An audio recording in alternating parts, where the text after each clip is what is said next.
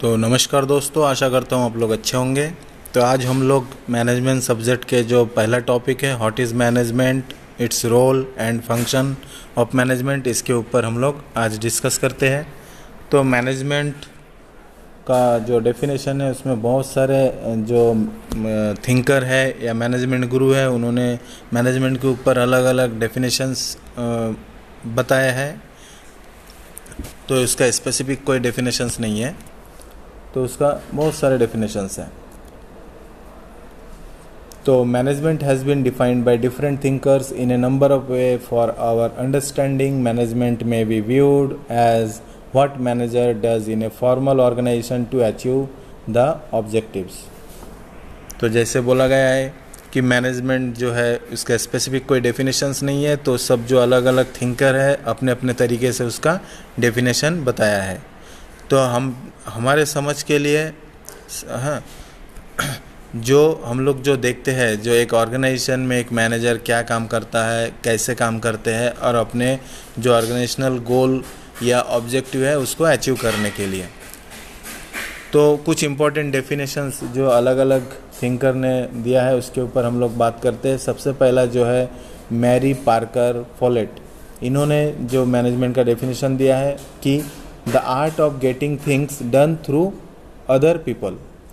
तो इनके हिसाब से मैनेजमेंट जो है एक कला है जिसके द्वारा तुम काम को करवाना या चीज़ों को करवाना दूसरे के द्वारा, है ना, किस प्रकार से जो काम है वो दूसरों के द्वारा कैसे करवा सकते हैं, ये कला, उसी को कहते हैं मैनेजमेंट। तो the definition throw light on the fact that managers achieve the organizational goal by enabling others to perform rather than performing the task themselves। तो ये डेफिनेशन से उस पर रोशनी डाला जाता है कि ये मैनेजर जो है, जो ऑर्गेनाइजेशनल गोल है, जो उद्देश्य है एक ऑर्गेनाइजेशन का, एक संगठन का, उसको कैसे अचीव करते हैं, दूसरों को प्रेरित करके, मोटिवेट करके कैसे उनसे वो काम करवाते हैं बजाय खुद किए। Management in fact encompass a variety of activities that no one single definition can capture all the facts of management given its dynamic nature। तो एक मैनेजमेंट जो है एक बहुत बड़ा उसका वाइड एक्टिविटी में आता है, बहुत सारे उसके ये है, उसका जो दायरा है वो काफ़ी बड़ा है। उसको किसी एक व्यक्ति सिंगल कोट्स के द्वारा या सिंगल डेफिनेशन के द्वारा उसको एक्सप्लेन नहीं किया जा सकता। अब ये जो दूसरा जो मैनेजमेंट गुरु है हेनरी फॉयल, उनके हिसाब से मैनेजमेंट का डेफिनेशन क्या है। तो management is a forecast and to plan, to organise, to command, to coordinate and to control. तो मैनेजमेंट जो है ये जो है एक फोरकास्टिंग है, यानी जिसको बोलेंगे कि भविष्यवाणी, जिसकी एक परिकल्पना किया जाता है, उसका प्लान किया जाता है, उसको प्रॉपर ऑर्गेनाइज किया जाता है, और फिर उस प्लान के हिसाब से उस प्लान को कैसे एग्जीक्यूट करेंगे उसका ऑर्गेनाइज किया जाता है। उसके बाद फिर कमांडिंग के द्वारा, फिर एक दूसरे के साथ कोऑर्डिनेट के द्वारा, और एक दूसरे को कंट्रोल करके उस गोल को अचीव किया जाता है मैनेजमेंट के द्वारा। तो ये जो है हेनरी फॉयल के हिसाब से उनका मैनेजमेंट का डेफिनेशंस है। तो it attempts to describe management in terms what a manager does and not what manager is. तो इसमें ये डेफिनेशन में ये समझाने की कोशिश किया गया है कि एक मैनेजर क्या करता है, न कि मैनेजर क्या है। तो एक मैनेजर क्या करवाता है या क्या करता है बजाय कि वो मैनेजर क्या है। अब दूसरा जो है डेफिनेशंस है जेम्स एफ स्टोनर, उसने जो है मैनेजमेंट के बहुत सारे फैक्ट के ऊपर डिफाइन किया है, बहुत सारे फैक्ट को ध्यान में रखते हुए उन्होंने एक डेफिनेशन दिया है। तो उनके हिसाब से जेम्स एफ स्टोनर, उनके हिसाब से जो डेफिनेशंस है, management is the process of planning, organising, leading and controlling the efforts of organization member and of using all over organizational resources to achieve state organizational goal।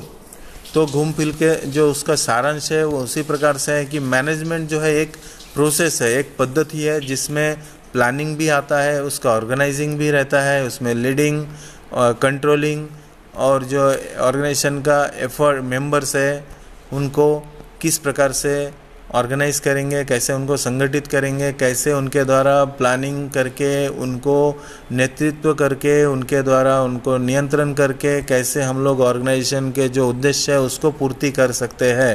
तो ये जो है James ए stoner के हिसाब से ये मैनेजमेंट का जो परिभाषा है, डेफिनेशन बोलेंगे।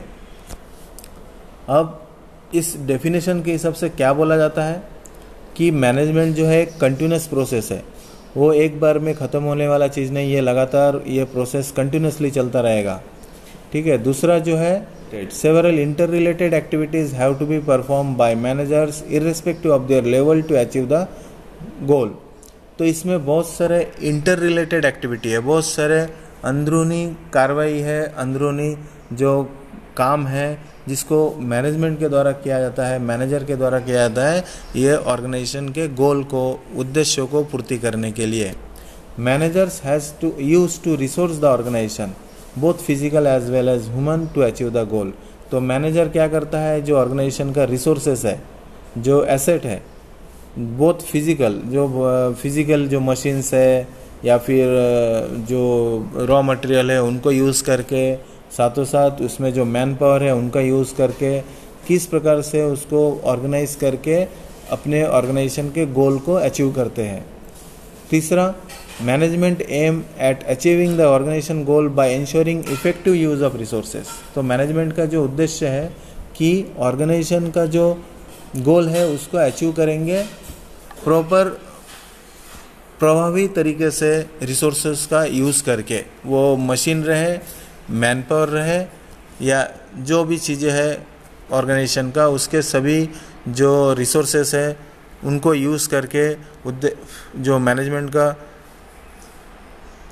कार्य है कि ऑर्गेनाइजेशन के उद्देश्यों को पूर्ति करवाना। तो it is evident that the emphasis is on achieving the objective by using the input like material, machinery, money and the service of man. तो इससे ये दिखाया गया है कि कैसे हम लोग अपने ऑर्गेनाइजेशन के जो उद्देश्य है, ऑब्जेक्टिव्स है, उसको यूज़ कर सकते हैं, जैसे रिसोर्सेस लाइक जो मशीनरी रहता है या फिर मटेरियल्स है, पैसे है, और जो लोगों की सेवा के द्वारा, लोगों का जो संगठन में लोग जुड़े हैं उनके द्वारा ये सब रिसोर्सेस का यूज़ करके ऑर्गेनाइजेशन के गोल को अचीव करने में हेल्प किया जाता है, उसी को हम लोग मैनेजमेंट बोलेंगे।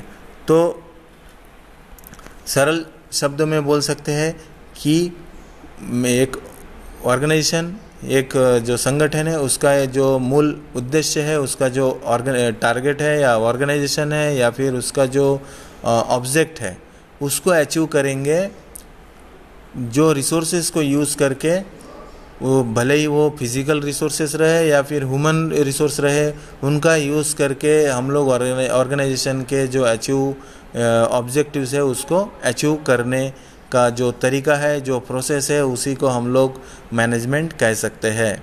तो इस प्रकार से ये मैनेजमेंट के बारे में हम लोग डेफिनेशंस देखे हैं। बहुत सारे अलग अलग मैनेजमेंट गुरु ने अपने अपने हिसाब से उनका डेफिनेशन दिया है, लेकिन उसका अगर एक सारांश निकाले तो वही आता है कि जो संगठन है, ऑर्गेनाइजेशन है, उसके उद्देश्यों को पूर्ति किया जाएगा जिस पद्धति के द्वारा, उस पद्धति को ही हम लोग मैनेजमेंट बोलेंगे। तो वो जिसमें जितना ज़्यादा सक्षम रहेंगे उस उद्देश्य को पूर्ति करने के लिए, वो उतना अच्छा मैनेजर कहलाया जाएगा। ठीक है। तो उम्मीद करता हूँ ये जो डेफिनेशंस है मैनेजमेंट का, उसके ऊपर प्रकाश डाला गया है, आप लोग समझ गए होंगे। अगर अच्छा लगा है तो लाइक करो, सब्सक्राइब करो और अधिक से अधिक लोगों तक इसे शेयर करो। नेक्स्ट वीडियो में इसके आगे का पार्ट जो है role of management and function of management, इसके ऊपर हम लोग वीडियो बनाएंगे। तो ये संक्षिप्त सा वीडियो उम्मीद करता हूँ अच्छा लगा होगा। धन्यवाद।